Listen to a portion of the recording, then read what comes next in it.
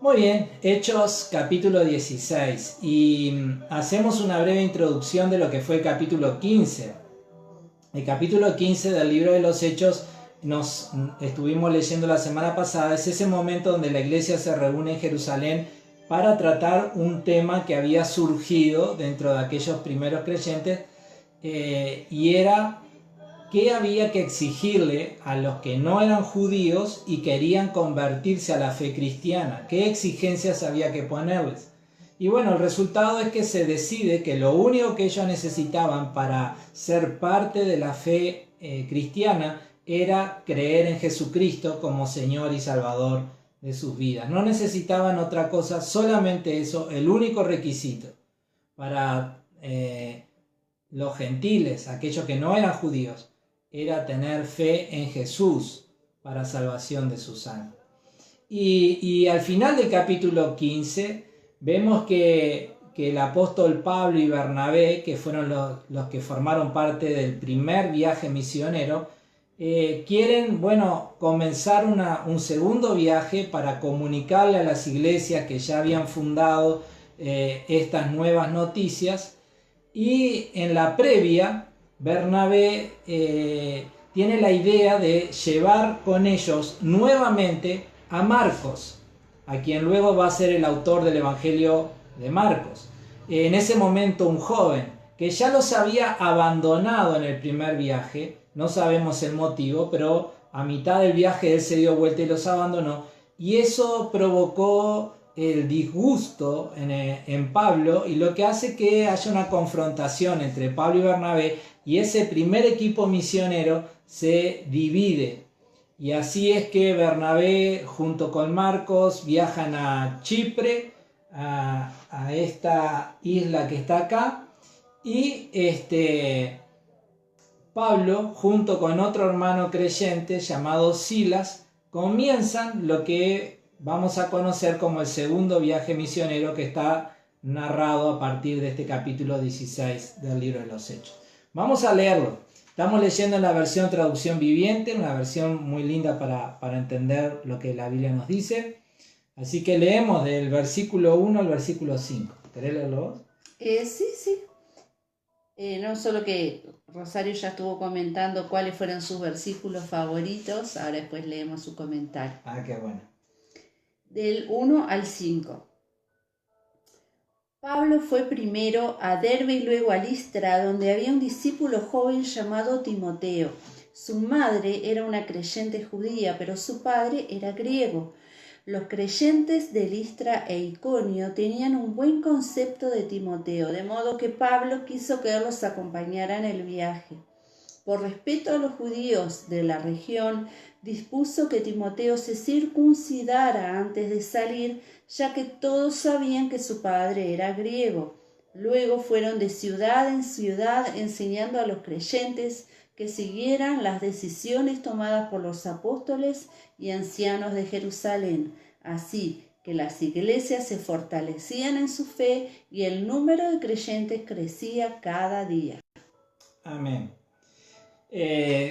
Aquí vemos en estos primeros versículos, vemos cómo aparece en la historia bíblica una persona muy importante que va a ser una persona muy destacada y a quien luego se le van a dirigir algunas cartas que las tenemos registradas en la Biblia, que estoy hablando de Timoteo.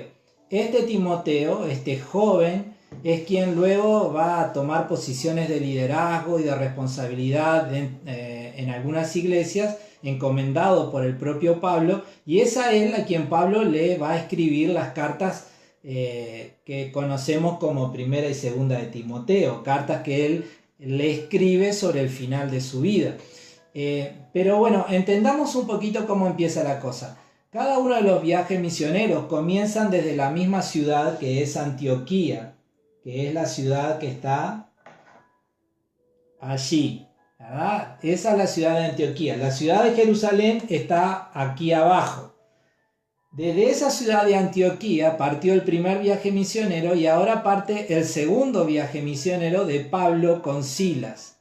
Y ellos comienzan un camino por el continente que los lleva por las ciudades donde ellos ya habían estado en el primer viaje misionero y donde ellos ya habían fundado iglesias y habían dejado ancianos al cuidado de esas iglesias. Listra y Derbe son dos ciudades que están allí. Derbe y Listra. Ahí va. Entonces, por eso ahora en este segundo viaje, Pablo se encuentra ya con gente que es creyente. Y dentro de esos creyentes, él se encuentra con este joven llamado Timoteo. ¿Está bien? Ahora, en estos primeros versículos hay algo que seguramente te llamó la atención. Porque Pablo y Silas empiezan este viaje con el ánimo de decirles a las iglesias que no era necesario circuncidarse, que solamente la fe en Jesucristo era suficiente para ser parte de la fe cristiana. Fue todo un tema de discusión en el capítulo anterior. Todo el capítulo 15 fue el tema que se discutió. Y ahora Pablo se encuentra con este muchacho. Con un joven de buen testimonio. De buen testimonio, creyente ya él. Sí. Y ¿qué es lo primero que le dice? Bueno, vamos a circuncidarnos.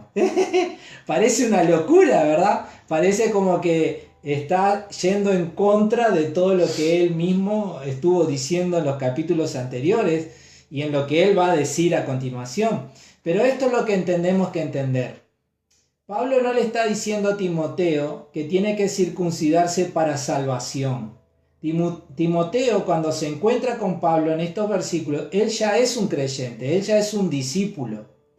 Y Pablo le dice que se circuncide porque Pablo está pensando en el ministerio al cual lo está invitando a ser parte. Recordemos que Pablo en muchas de las ciudades a donde llega, al primer grupo de personas al que él va a predicarles es a los judíos en las sinagogas. Y por eso, por causa de esos judíos a quienes él les quiere llevar el evangelio, es que le aconseja o le parece una buena idea que Timoteo se circuncide para que no haya ningún estorbo a la hora de pasar por las puertas de la sinagoga y sentarse a hablar con esas personas. Entonces, Pablo no se está contradiciendo. Él no le está diciendo que se tiene que circuncidar para salvación, sino que lo invita a circuncidarse por causa del ministerio al cual le está llamando a ser parte. Por una razón cultural. Prácticamente, como cuando un misionero aprende algo sobre la cultura a la cual va para cuando llegue no causar un impacto erróneo, sino que sea bien recibido, saber cómo se manejan en esa cultura para que ellos no tengan obstáculos para creer. Exacto. Y esto que Pablo está haciendo con Timoteo está de acuerdo con una idea que Pablo le transmite a la iglesia de Corinto, que te voy a pedir que me ayudes, que está en Primera de Corintios, capítulo 9. ¿En esta versión? Sí, cualquier lado. Primera de Corintios, capítulo 9, versículo 19 al 22. Primera de Corintios 9. Del 19 al 22. Por lo cual, siendo libre de todos, me he hecho siervo de todos para ganar a mayor número. Me he hecho a los judíos como judío para ganar a los judíos, a los que están sujetos a la ley, aunque yo no esté sujeto a la ley, como sujeto a la ley para ganar a los que están sujetos a la ley. A los que están sin ley, como si yo estuviera sin ley, no estando yo sin ley de Dios, sino bajo la ley de Cristo, para ganar a los que están sin ley. Y me he hecho débil a los débiles para ganar a los débiles. A todos me he hecho todo para que de todos modos salve a algunos. Muy bien. Ese pensamiento de Pablo que le está expresando a la iglesia de Corinto es el mismo pensamiento, el mismo principio que él está aplicando con Timoteo.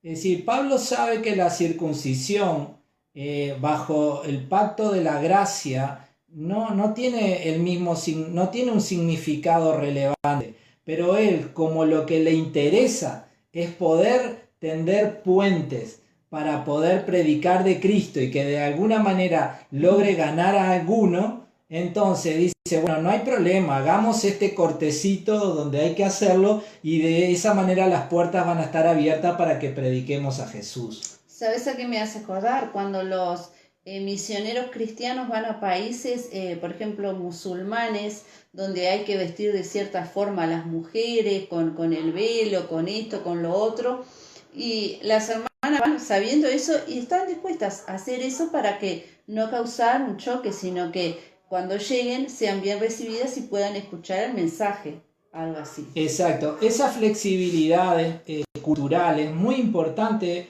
cuando nosotros estamos hablando de querer alcanzar a alguna persona. Y no pensemos en los misioneros que van a países musulmanes o budistas. En nuestro entorno podemos tener personas que de repente para poder llegar a ellos tenemos que flexibilizar un poco nuestras formas. No estoy diciendo que tenemos que perder nuestros valores, pero en aquellas cosas que son secundarias, que hacen más bien a formas, bueno, si hay que cambiarlas, decía Pablo, para tratar de ganar a alguno, bueno, cambiémosla, porque lo que queremos es ganar gente para Jesús. Amén. Amén. Esto, bueno, no lo vamos a desarrollar hoy acá, pero ese pensamiento, ese principio es muy profundo. Por ejemplo, y hago este comentario y lo dejo picando porque no tenemos más tiempo para desarrollarlo, pero por ejemplo, el estilo de la alabanza, el estilo de la adoración, el estilo de la música que usamos en la adoración, para nosotros que somos creyentes está buenísimo y nos gozamos y realmente somos ministrados por el Señor, pero de repente estamos queriendo llegar a un grupo de personas X a quienes están claramente identificadas con una forma de música. Entonces qué bueno es encontrar esa flexibilización, esa flexibilidad donde decimos, bueno, como quiero ganarlos, bueno, flexibilicemos un poco la música, el ritmo musical, para que de alguna forma Captar la atención, les llegue el mensaje de la palabra, de la propia canción, y también nos abra la puerta a poder hablarles de Jesús.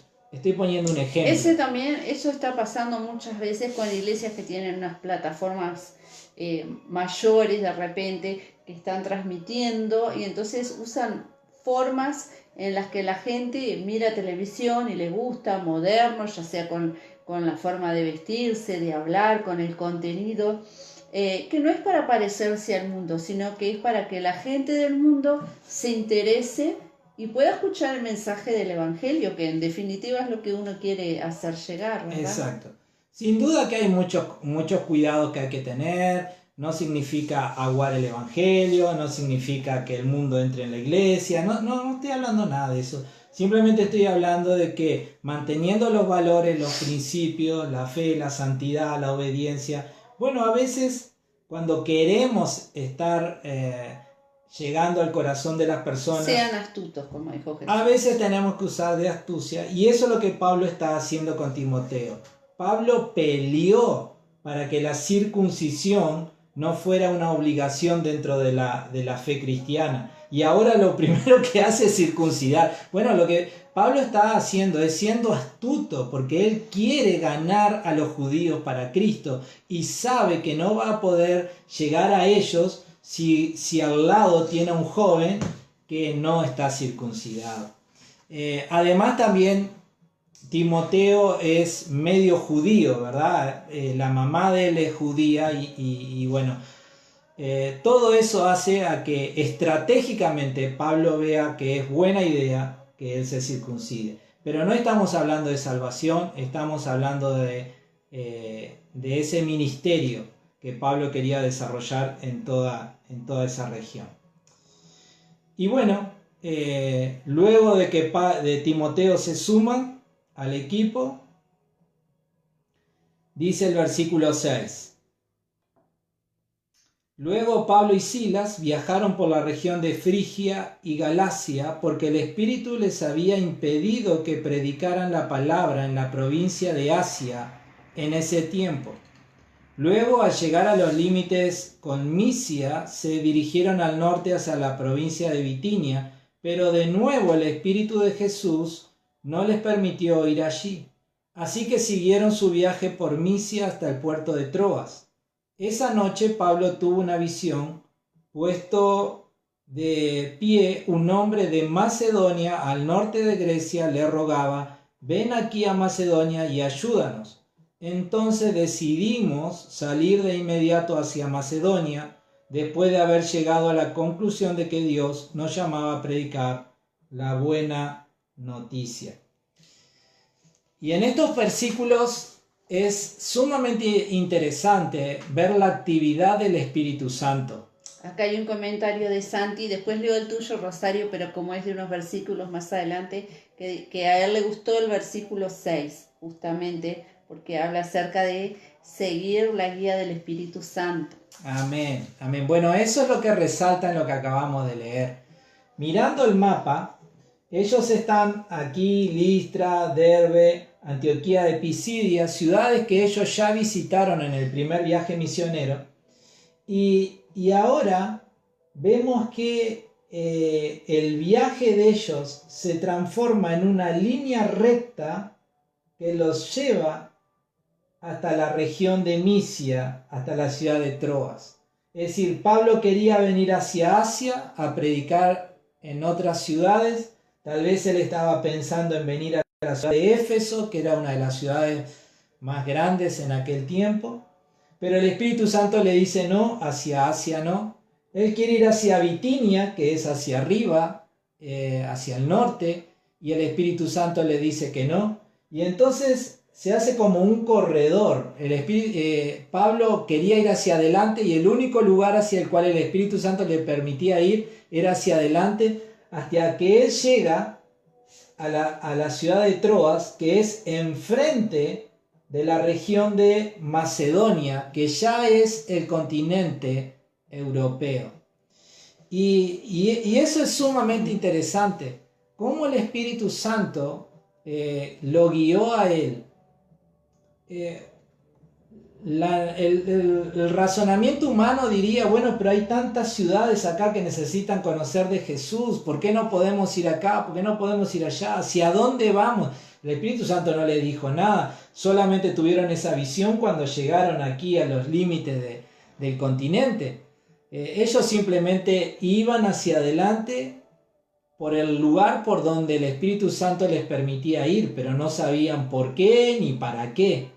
Y bueno, eso también es sumamente importante. Muy importante. Aplica la vida de los misioneros, aplica la vida de los pastores, aplica la vida de cualquier obrero dentro de la iglesia. Todas las actividades de la iglesia. Pero aplica la vida de los creyentes.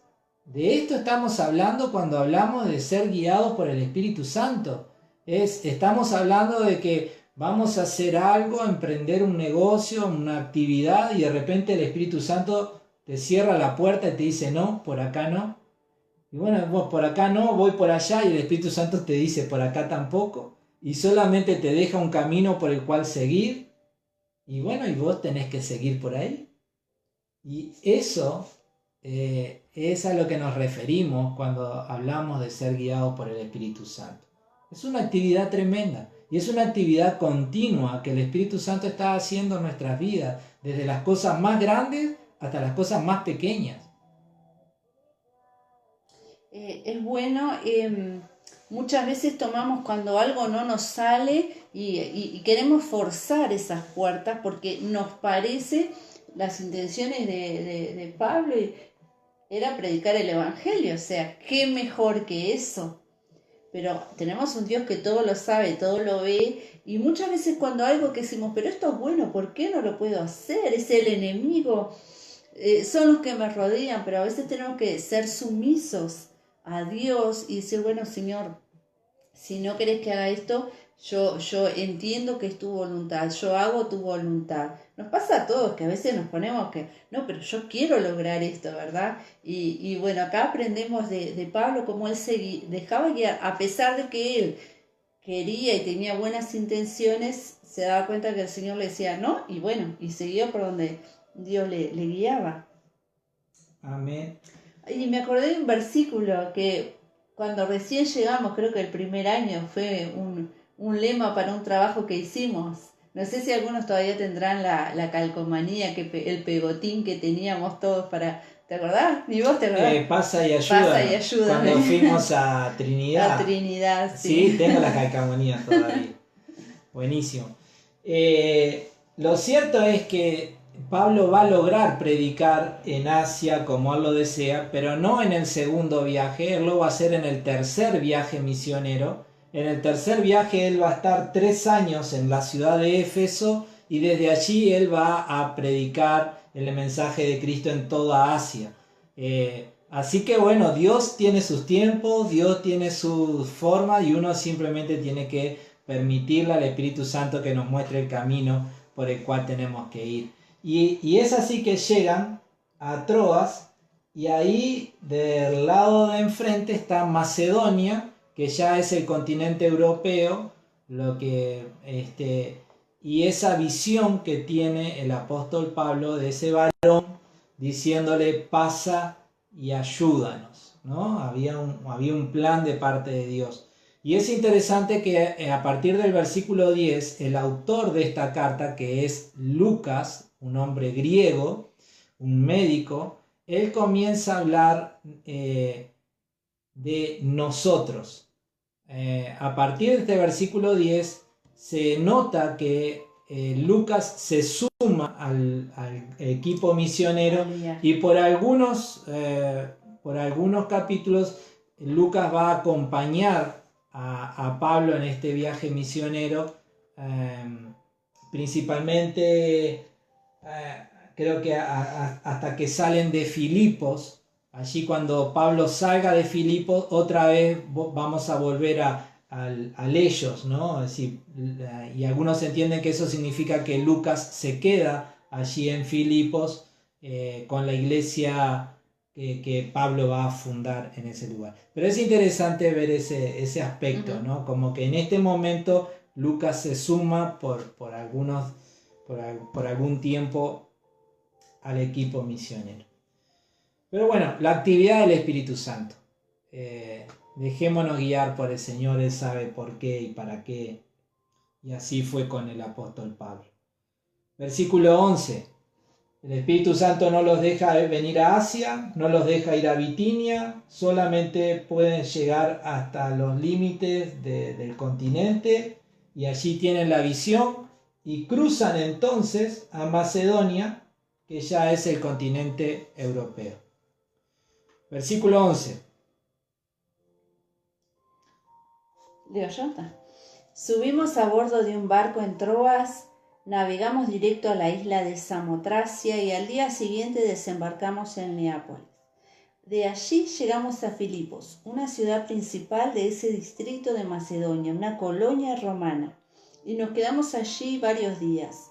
El día de descanso nos alejamos un poco de la ciudad y fuimos a la orilla de un río donde pensamos que la gente se reuniría para orar y nos sentamos a hablar con unas mujeres que se habían congregado allí. Una de ellas era Lidia, de la ciudad de Tiatira, una comerciante de tela púrpura muy costosa, quien adoraba a Dios. Y mientras nos escuchaba, el Señor abrió su corazón y aceptó lo que Pablo decía. Ella y los de su casa fueron bautizados y nos invitó a que fuéramos sus huéspedes. Si ustedes reconocen que soy una verdadera creyente en el Señor, dijo ella, vengan y quédense en mi casa. Y nos insistió hasta que aceptamos. Amén. Muy bien, ahí tenemos lo que algunos dicen es la primera conversión de Pablo en el continente europeo. Una mujer llamada Lidia, que bueno, ella estaba en Filipos, que es esta ciudad que está aquí, ya en el continente europeo, Macedonia, Filipos. Y en esa ciudad, bueno, esta mujer se convierte a la fe cristiana. Acá Santi dice que en el versículo 14 el testimonio es que no convencemos nosotros a las personas, sino el Espíritu Santo. Exacto, Santi, estoy totalmente de acuerdo y es más, lo tenía anotado aquí. Dentro de esta conversión de Lidia, me llamó la atención dos cosas. Una es eso, de que Dios fue quien abrió el corazón de ella. Hay una obra invisible que solamente Dios, solamente el Espíritu Santo puede hacer en el corazón de las personas. No, la iglesia sabe cuál es su parte en todo este proceso, que es el testimonio, la predicación del Evangelio, el compartir las enseñanzas de Jesús, pero hay algo que solamente Dios lo puede hacer. Y lo vemos claramente en el caso de Lidia.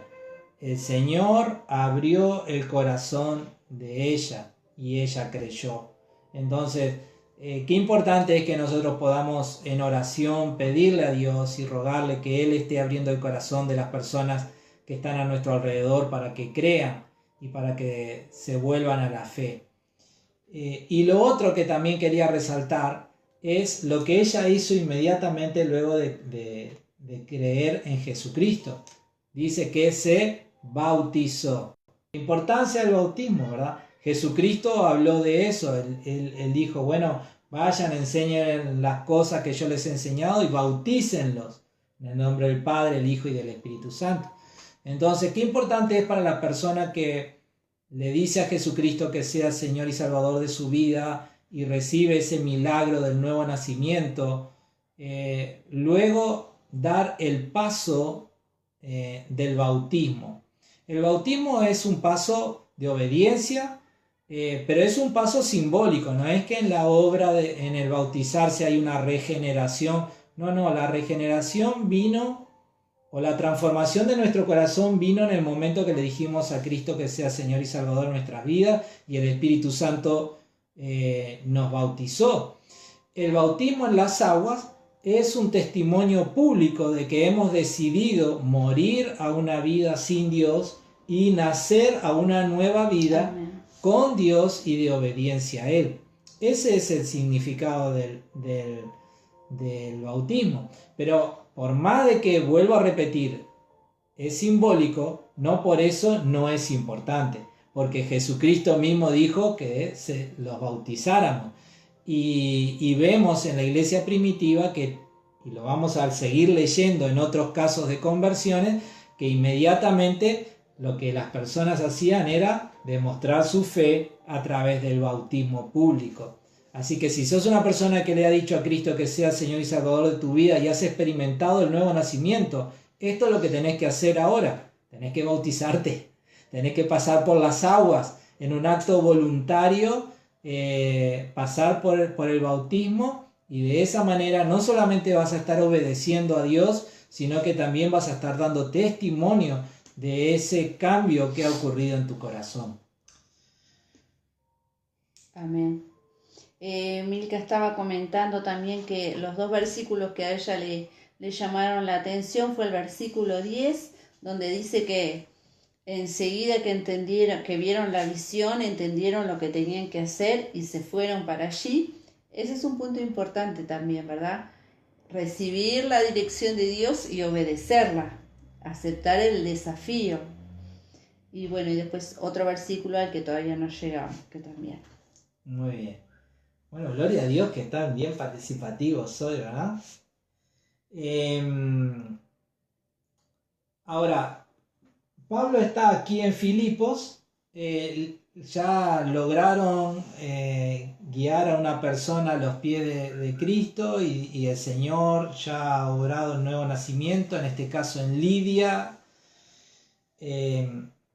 Y bueno, ahora vamos a leer algo que ahora viene acción. Es una constante en la vida del apóstol Pablo. La mayoría de las veces, y estoy hablando de la persecución, la mayoría de las veces Pablo va a sufrir persecución de los judíos. Solo hay dos casos, creo yo, en que está registrada en la Biblia la persecución por parte de los gentiles. Y en Filipos es uno de esos casos. El otro caso, si mal no recuerdo, es en Éfeso. Y ambos motivos de persecución se originaron por la avaricia y fue muy similar en los motivos por los cuales ellos fueron maltratados. Pero vamos a leerlo. Versículo 16 al 24. Cierto día, cuando íbamos al lugar de oración, nos encontramos con una joven esclava que estaba poseída por un demonio. Era una adivina que ganaba mucho dinero para sus amos. Ella seguía a Pablo y también al resto de nosotros gritando: estos hombres son siervos del Dios Altísimo y han venido para decirles cómo ser salvos. Esto mismo sucedió día tras día hasta que Pablo se exasperó de tal manera que se dio la vuelta y le dijo al demonio que estaba dentro de la joven: te ordeno en el nombre de Jesucristo que salgas de ella. Y al instante el demonio la dejó.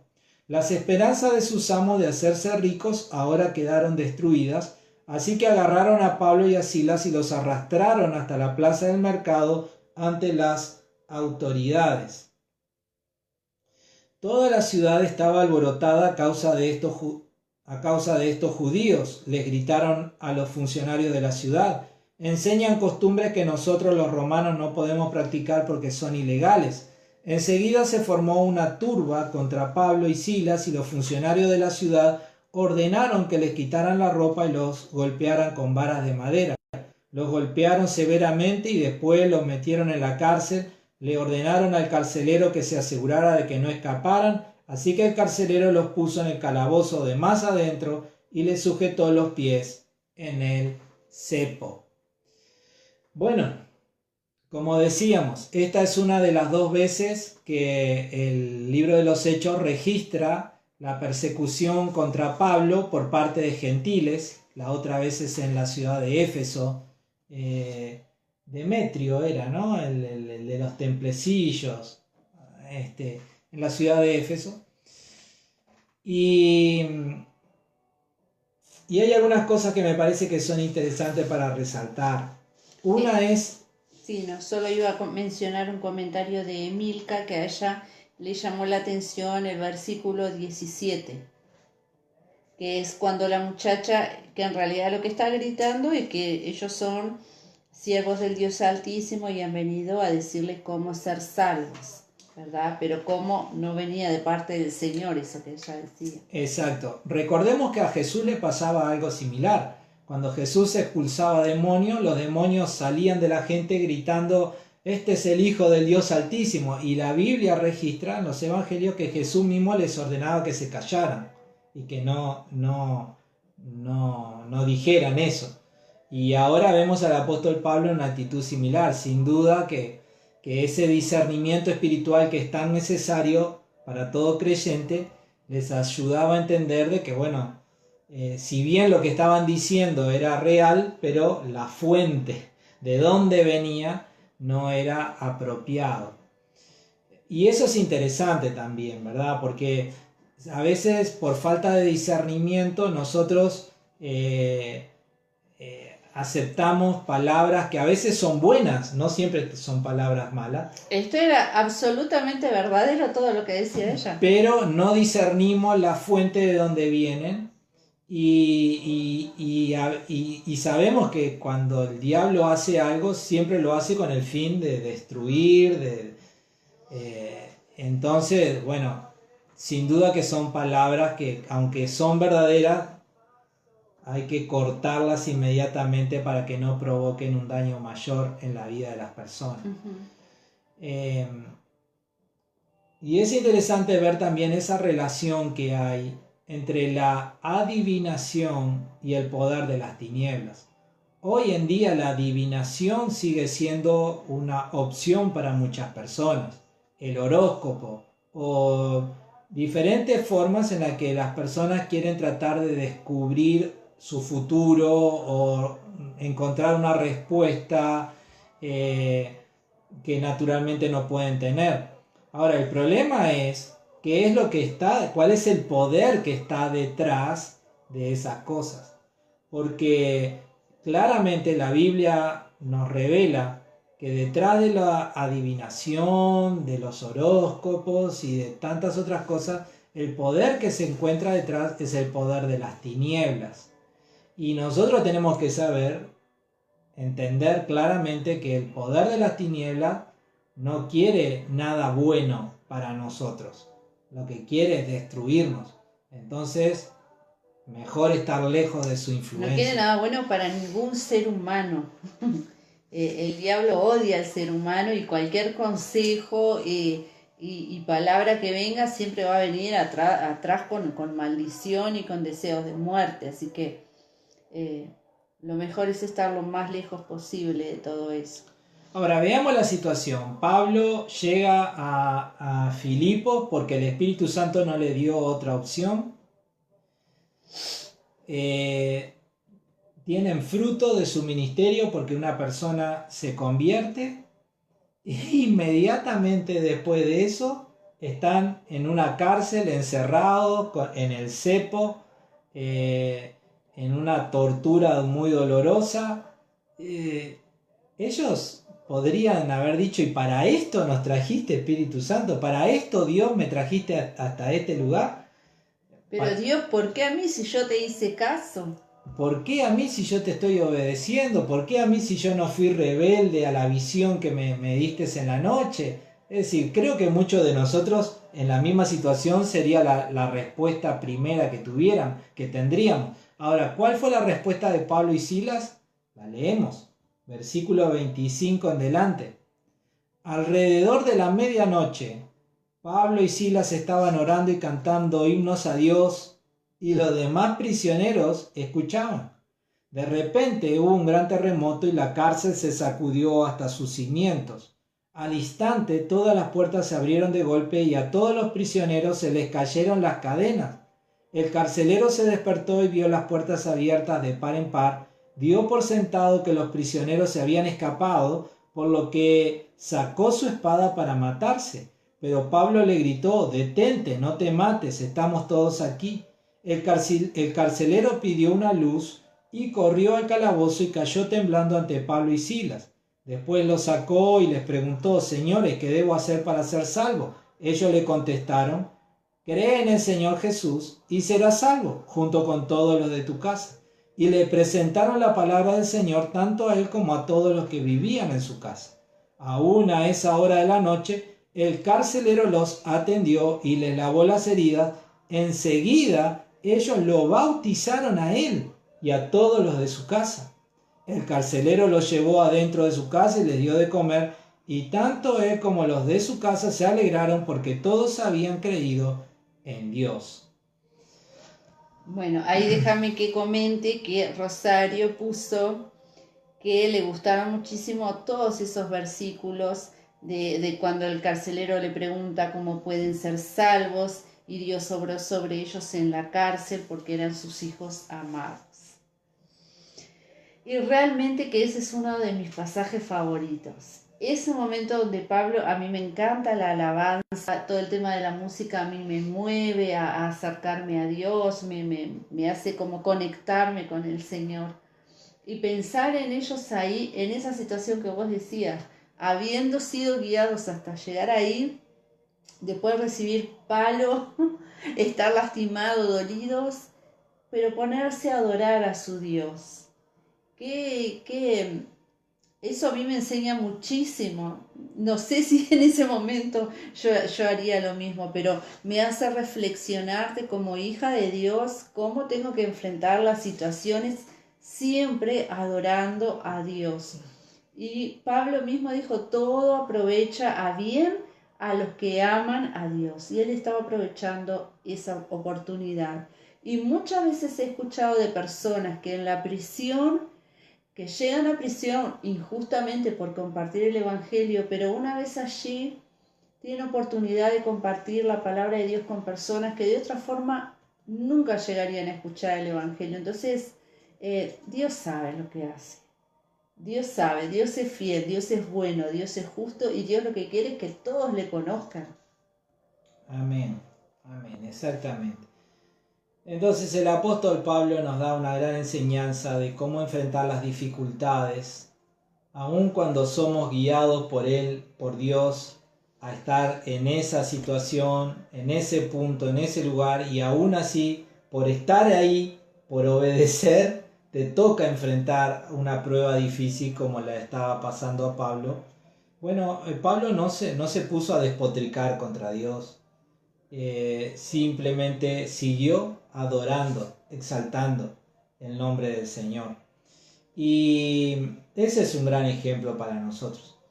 Y lo otro, es tan representativo lo que sucede con el carcelero.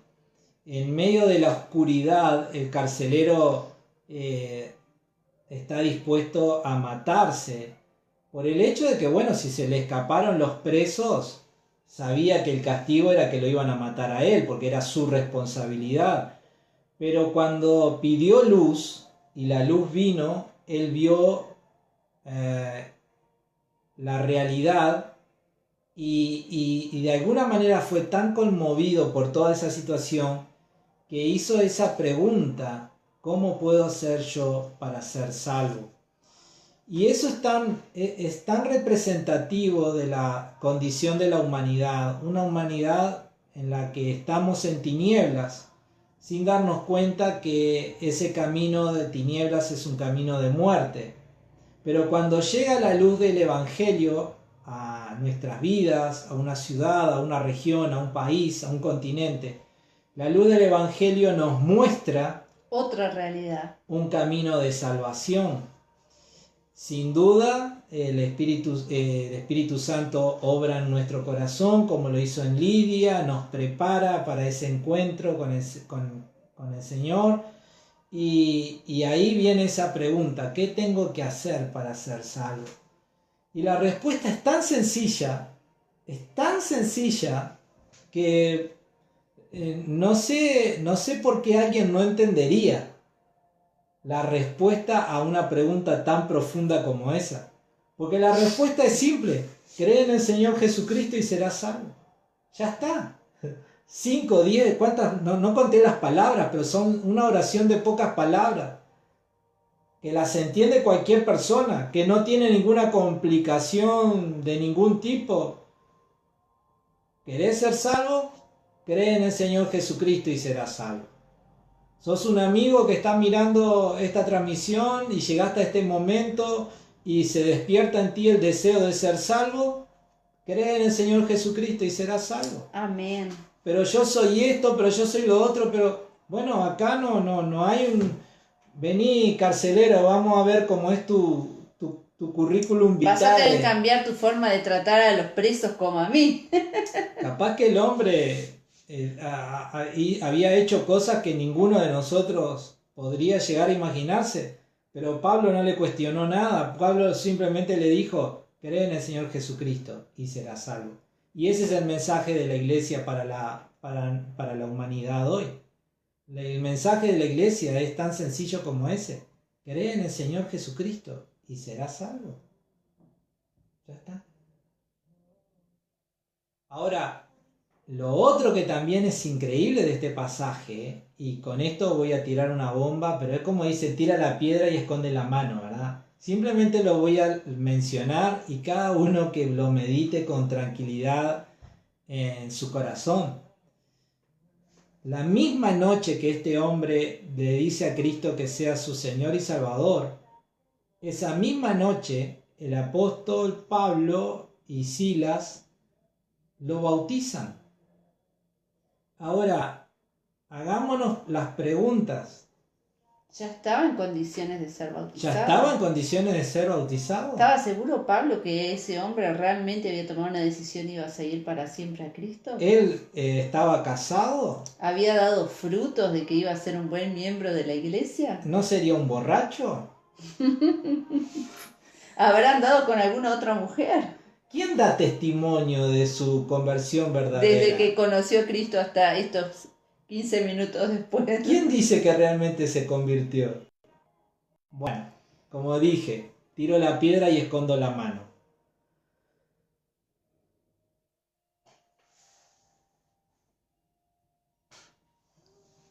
le dijo a Cristo que sea su Señor y Salvador, y Pablo para eso era todo lo que él necesitaba escuchar para bautizarlo. Los que quieran seguir el ejemplo de Pablo, que lo sigan. Los que quieran seguir otro camino, bueno, supongo que Dios se los habrá mostrado. ¿Está bien?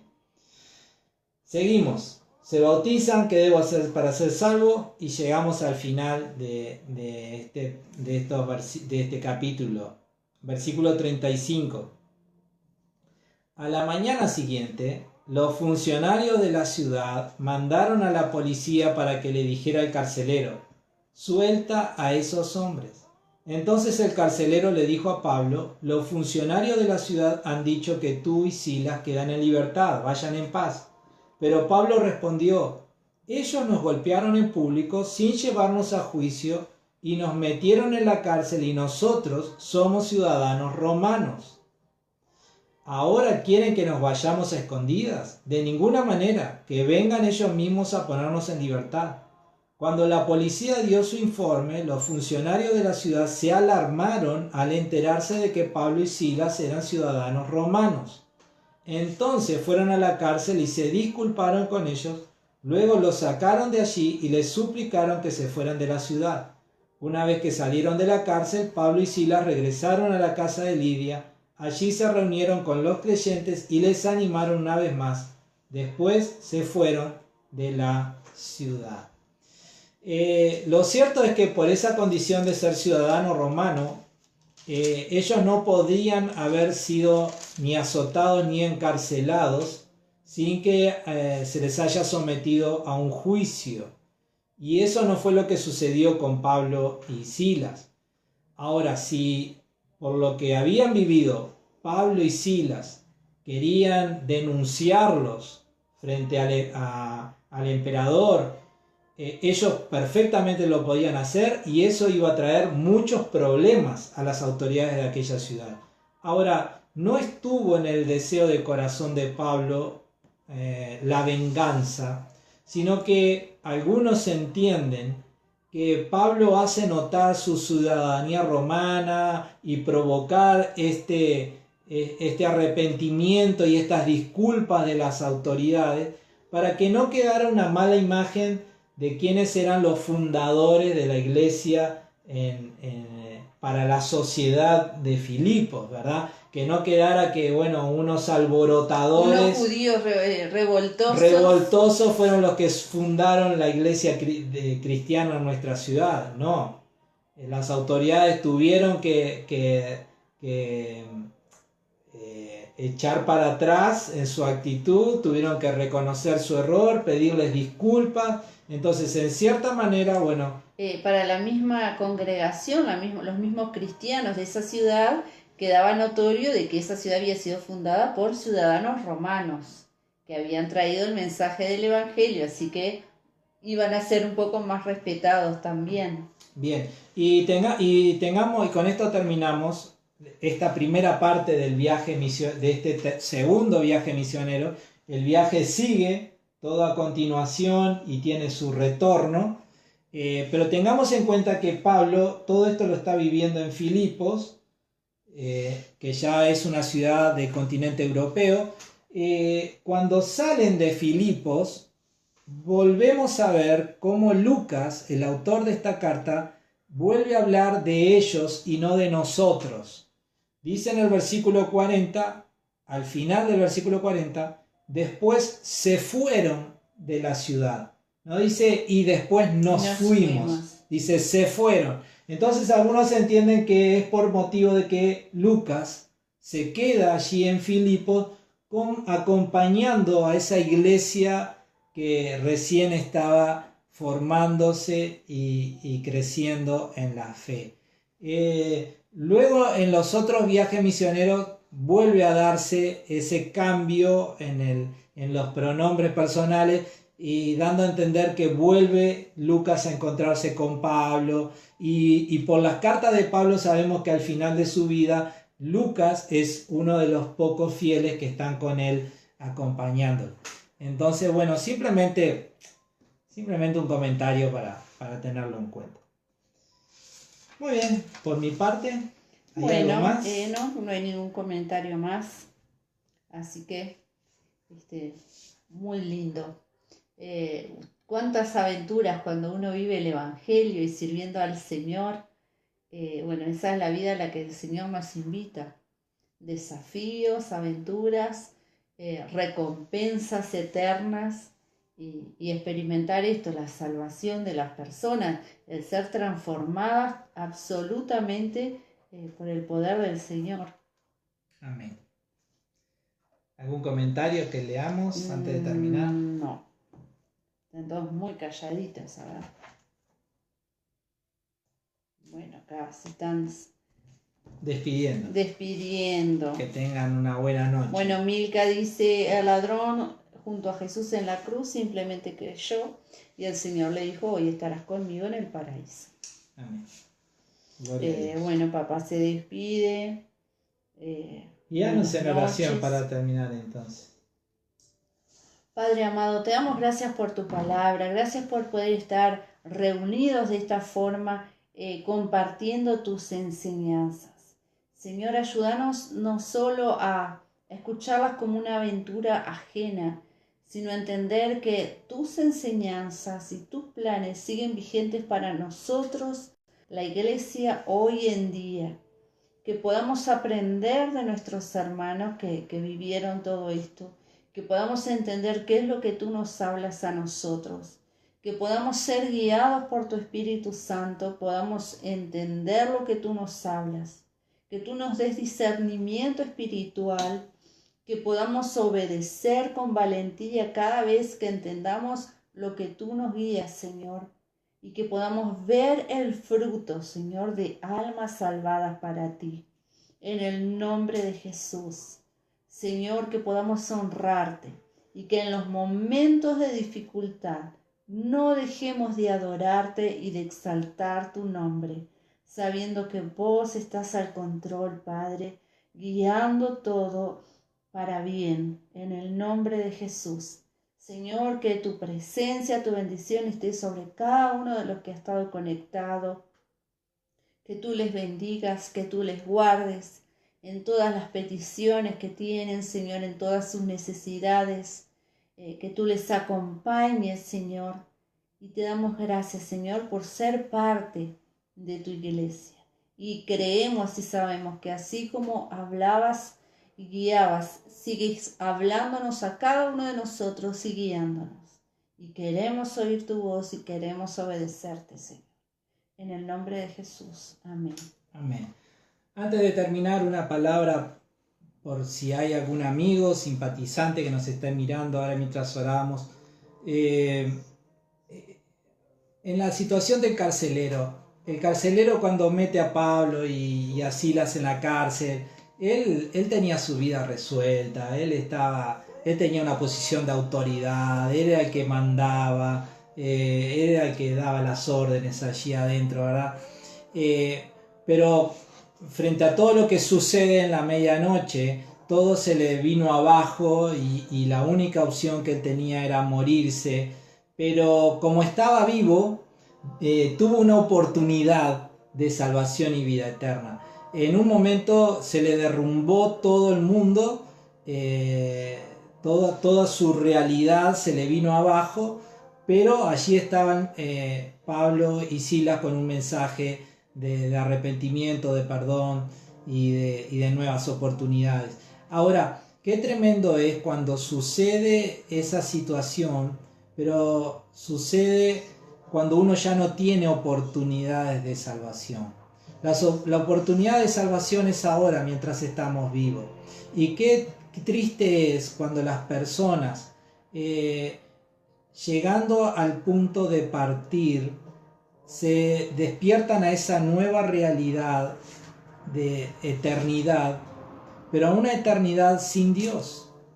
Y en ese punto quieren, me imagino yo, bueno, tenemos en la Biblia el relato de alguien que llega a esa situación y se desespera, pero ya no hay esperanza. La esperanza, la oportunidad es ahora, mientras tenemos vida. Así que si sos alguien que está pensando No dejes para mañana. Hoy es el día de salvación. Cree en Jesús hoy y serás salvo tú y tu casa hoy. Amén. Nos despedimos. Un abrazo grande. El domingo a las 10 de la mañana en el templo, los que puedan, y virtualmente los que no. Y vamos a estar adorando al Señor y meditando en su palabra. Dios los bendiga.